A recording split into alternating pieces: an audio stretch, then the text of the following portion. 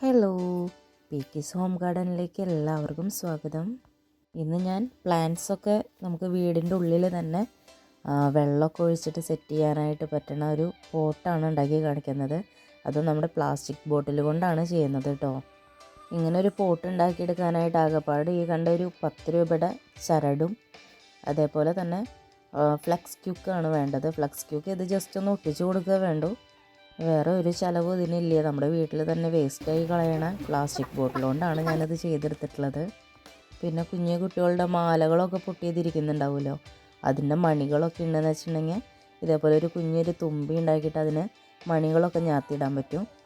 വെറുതെ പ്ലാസ്റ്റിക് ബോട്ടിലുകളൊക്കെ ഇങ്ങനെ വലിച്ചെറിഞ്ഞ് കളയാണ്ട് ഇതേപോലെയൊക്കെ നല്ല ഭംഗിയുള്ള പോട്ടുകൾ ഉണ്ടാക്കി വെച്ചിട്ടുണ്ടെങ്കിൽ നമുക്ക് ഇഷ്ടം പോലെ ചെടികളൊക്കെ അതിൽ വെച്ച് പിടിപ്പിക്കാം. ഇതിൻ്റെ ഫുൾ വീഡിയോ ഞാൻ ഡിസ്ക്രിപ്ഷൻ ബോക്സിൽ കൊടുക്കാം. എല്ലാവരും ഒന്ന് പോയി കണ്ടോളൂ കേട്ടോ. Okay, by.